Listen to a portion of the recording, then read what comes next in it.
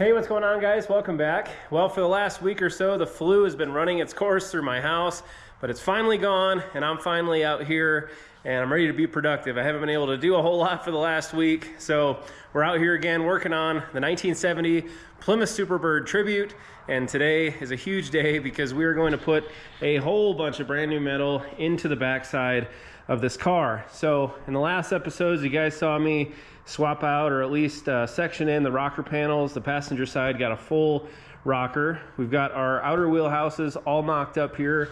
Everything is fitting really nice. And now it's time to make this floor pan whole again. And it all starts by getting all of this old pan out of there, and that includes the outer drops, what's left of the inside of the trunk pan, everything kind of up and around the inside there and down the other side. We're also going to have to split this tail panel from the trunk pan down here, so that way we can lift that up high enough to slide in the new panel underneath. Now, as with other cars, guys, of course, our friends over at AMD hooked us up huge. We've got the best metal in the game, and can't wait to get this piece in there. Now, those of you may or may not know, but if you are working with a car with quarter panels still on the car, you can't get a full trunk pan inside. You'll have to cut it in half, section it back together on the inside of the car. But with us doing it the way we're doing it today, we can actually weld on the trunk drops to the trunk pan, get everything welded on together, and put the entire thing in one piece, and it makes for an absolutely beautiful finished product. So this is a huge step, guys. We've already got the rear window all finished up there with that deck filler piece, so there's really nothing else holding us back. So I'm gonna go ahead, get to work. We're gonna get what's left of that pan out of there and get the new one prepped and slapped into the car. So let's get to work.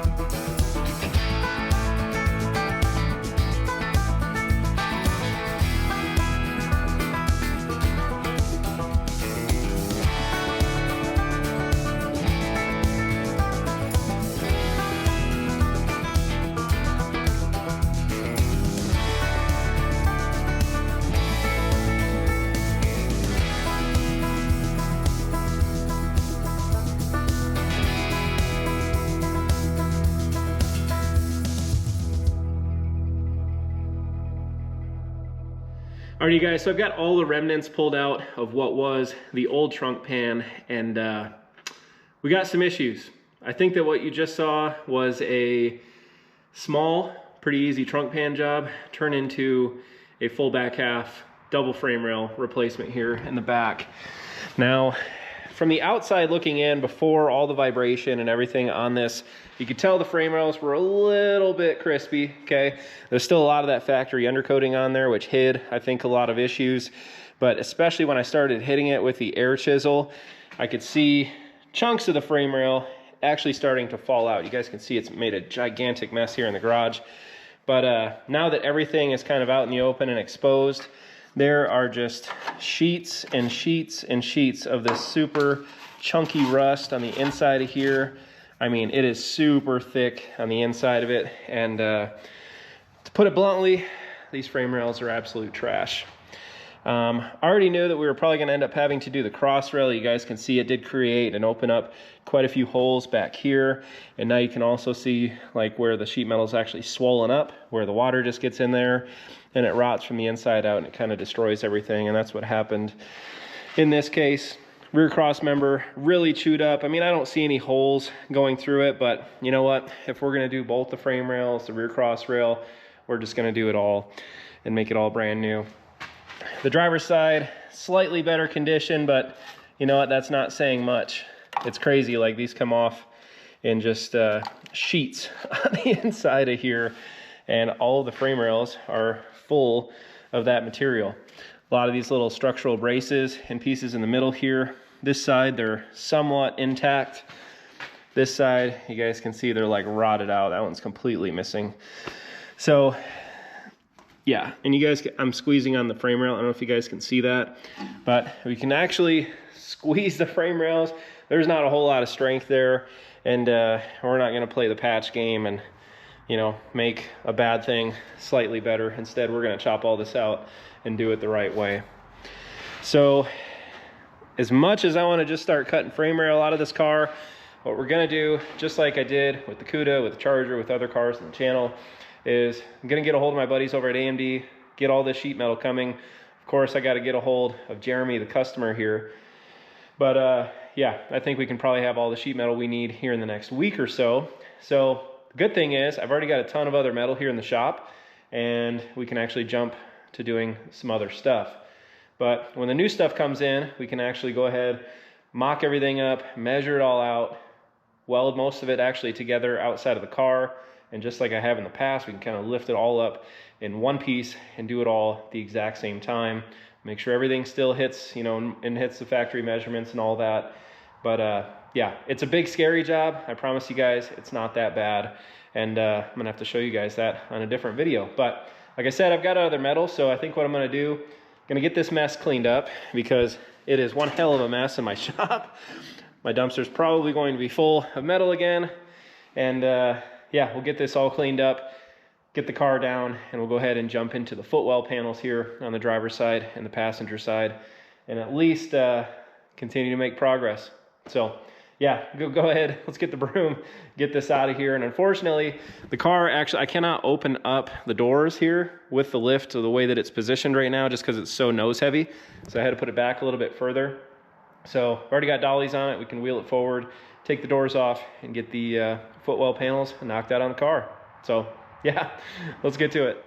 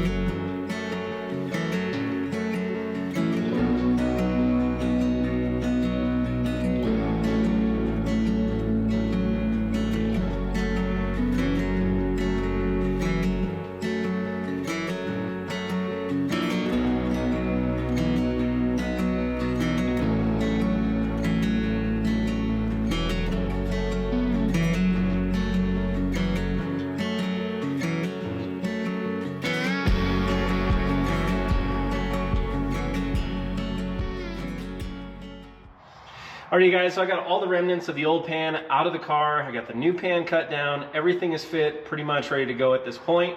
Now, I have already gone ahead, treated the inside of the frame rails with the Zero Rust, went back, hit it with the weld through primer on all the areas where we're going to be welding to. And you guys can see here, new panel, looks absolutely beautiful. I already hit the entire bottom side of this thing with that same Zero Rust material. And really, at this point,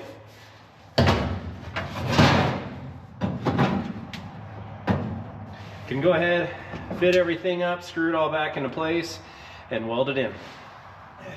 All right, now one last thing before I go ahead and weld this panel in. Now you're probably wondering, like, why is the patch so big? Especially, most of the rust is actually localized down here in this one corner. Now, as I started cleaning things up, I did find some other areas that were a bit questionable. And then also, just with the condition of our rear frame rails, I definitely wanted to cut this back enough that I could get in there and actually clean out the inside of the torsion support there. It was full of junk, full of bees nests, full of everything, okay? Wanted to clean that all out. As you guys saw, hit it with the needle scaler, treated it all, and it should be good to go for years to come. Now, also coming back this far, of course, it makes the panel a little bit stronger because I can actually tie it directly in with the torsion support. And like always, there's no lap welding here. It's all butt welds. So it takes a bit of time to get that good fitment all the way around the panel, but everything turned out just fine. So I'm gonna go ahead and get the welder fired up and let's finish up this panel.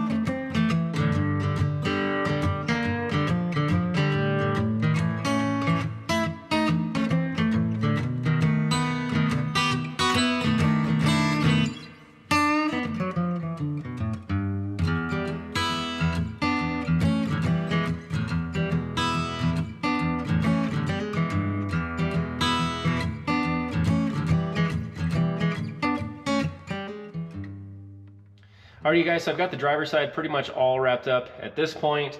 As you guys saw, went around, hit the whole thing with the fiberglass reinforced body filler. That's just to clean up all the weld seams and try to make it look as seamless as possible.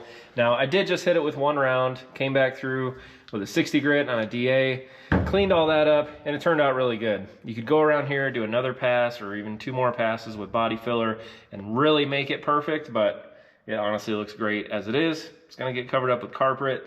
And honestly, unless you're really looking, you really can't tell that there's never any work done here. Now, once I get the car back up on the lift, we'll have to touch up the bottom side, do the exact same thing, coat all that, and you know, just like I did on the top here, we want to make sure that we, you know, cover up all of the bare metal areas. Just winter's approaching here in Utah. Don't want any moisture getting in here with flash rust and dealing with more issues. So yeah, went ahead, hit that with a zero rust. And at this stage, I'm literally waiting for paint to dry. So, and I don't want to get in and start in on the passenger side because I don't want to be blowing dust everywhere on my drying paint and don't really want to deal with that right now. So I think I'm going to come back out here tomorrow, finish up this passenger side and wrap up this video. Good news. Got a hold of AMD today. My frame rails and everything else for the back half are going to be here in like 2 days. So that's exciting, but it's crunch time. Really want to get this job wrapped up and move on to doing the whole back half on the car. So let's come back tomorrow and wrap up that passenger side.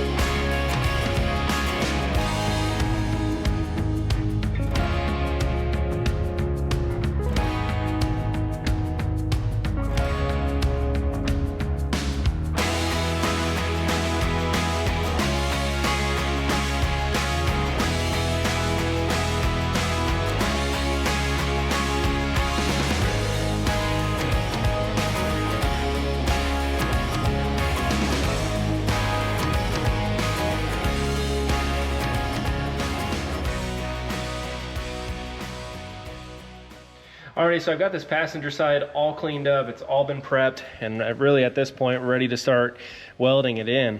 Now, you guys probably saw when I was hitting this thing with the air chisel, there's a big hole of rust right here where the floor pan kind of gradually goes up this bank right here onto the firewall.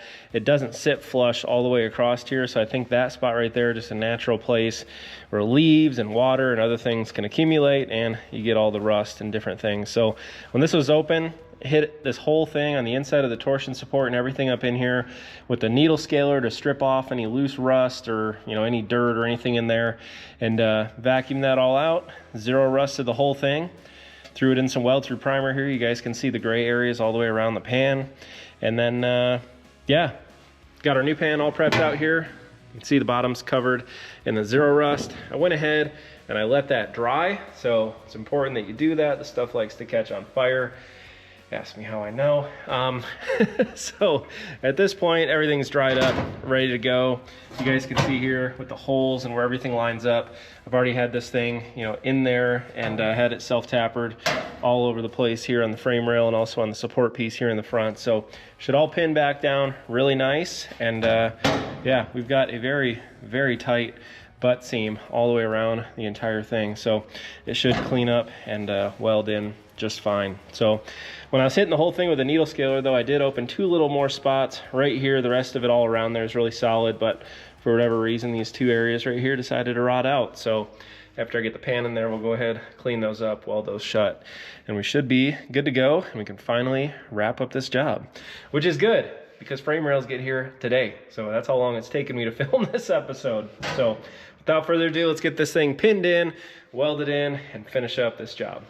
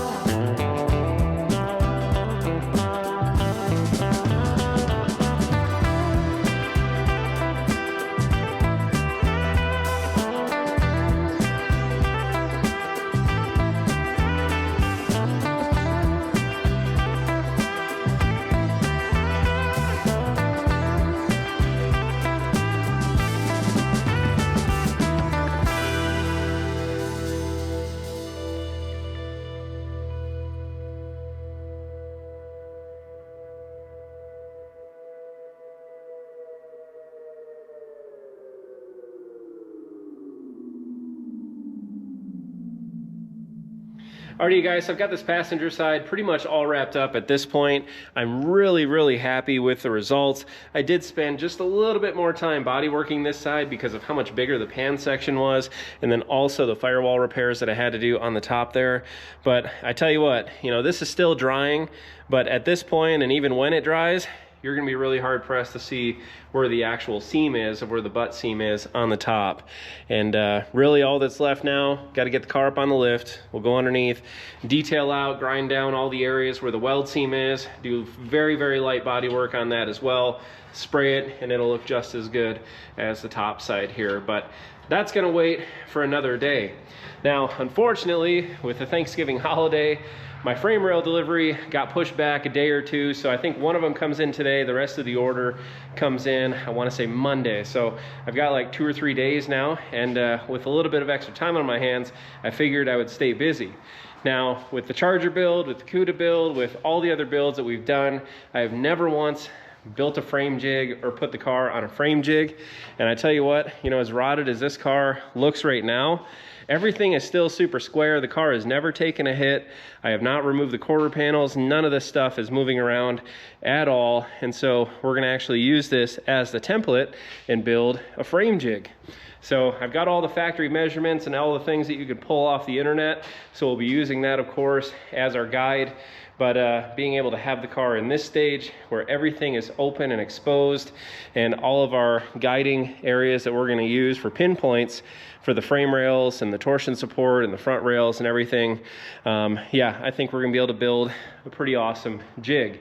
So I was cruising around Marketplace, ended up finding a whole bunch of steel for really cheap. So I've got some 3x6 tubing as well as some 4x4 tubing. So we're going to build it very stout. It's going to be very sturdy, but yeah, we're going to get this car outside and start right on this right now. So of course I'm going to take all the time that I need to show you guys how to build this, take a lot of the guesswork out of it. I don't think there's really been anybody, at least for the B bodies or the E bodies, that's kind of really showed you how to build one. So I'm going to figure it out and share what I figure out with you guys, and we're going to get this car up on it, cut the rails out, and get the back half of this car done, because really it's about all that's left.